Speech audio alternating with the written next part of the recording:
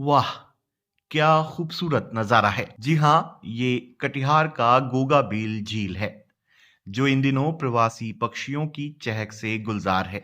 हाल ही में भारत का 94वां Ramsar site और बिहार का पहला सामुदायिक रिजर्व घोषित किया गया है, जो प्रवासी पक्षियों और जलीय प्रजातियों के लिए एक प्रमुख स्थल है और स्थानीय आजीविका का भी आधार है।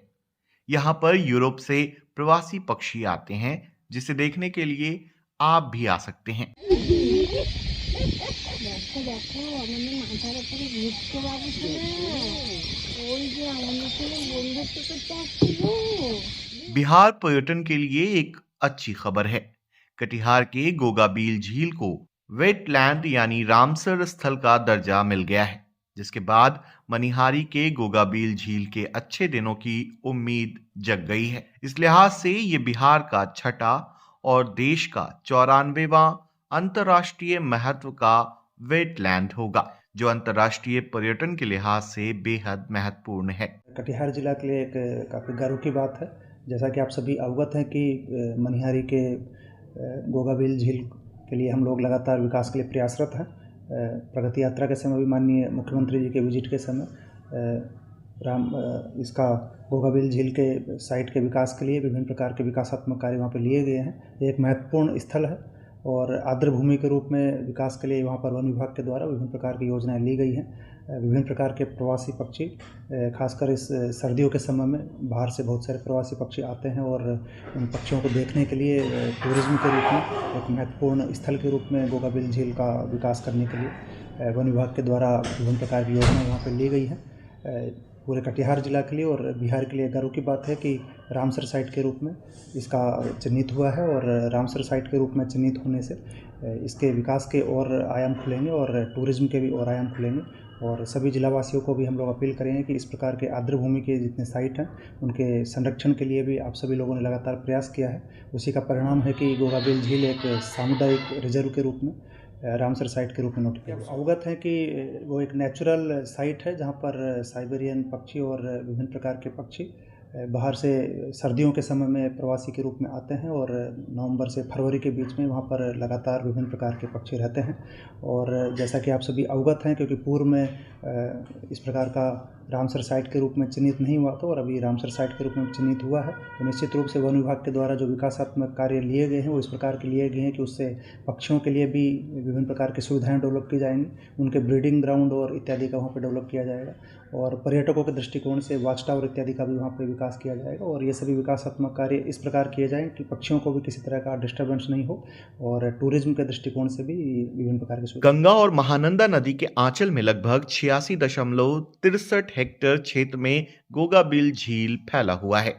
इस क्षेत्र में लगभग 30 से अधिक विदेशी प्रजाति और 60 से अधिक भारतीय पक्षियां प्रवास करते हैं। खासकर नवंबर से फरवरी तक इन मेहमान पक्षियों से गोगाबील झील गुलजार रहता है, जिसे देखने के लिए देश दुनिया से पर्यटक और पक्षी वैज्ञानिक आते हैं। ये तो बहुत बड़ी बात हो गई।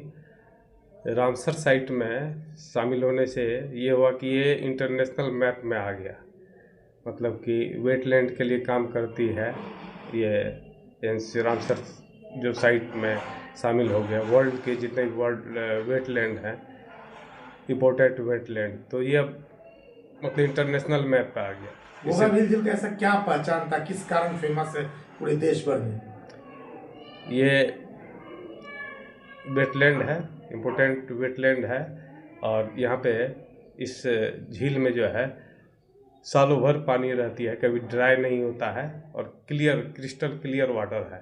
ठीक हैबिटेट है वहाँ का अच्छा, जो बर्ड आती है जो है, और यहाँ पर मतलब 100 के आसपास है सब ये प्रवासी पक्षी यहाँ पे 30 के आसपास आते हैं, चले आते हैं अलग प्रजाति के। हाँ 30 का भी कुछ हम सब काउंट भी करवाए थे जनलक संस्था की ओर से, तो वही 100 के आसपास रहता है। 30 जो है प्रवासी पक्षी रहते हैं।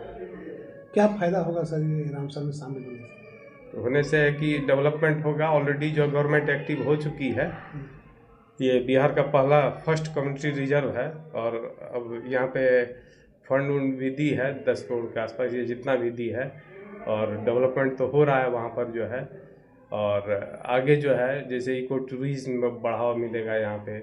आप जानते हैं कि टूरिज्म का आजकल जो है कितना इम्पोर्टेंस है, किसी देश का इकोनॉमी ही टूरिज्म पे ही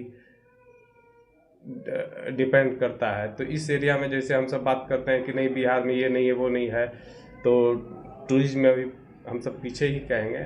तो इस एरिया के लिए खास करके टूरिज्म के सेक्टर में काफ़ी जो है बढ़ावा मिलेगा।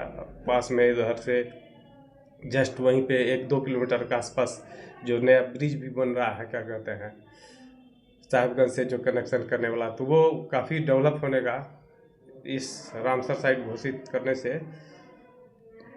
इसको गोगाबिल झील टूरिज्म मैप में छाने से स्थानीय लोगों में उत्साह है।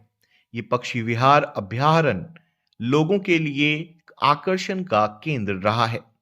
अब रामसर साइट में जगह मिलने से अंतर्राष्ट्रीय स्तर पर नई पहचान मिलेगी, जो कटिहार के साथ साथ पूरे बिहार के पर्यटन के लिए नायाब उपलब्धि है।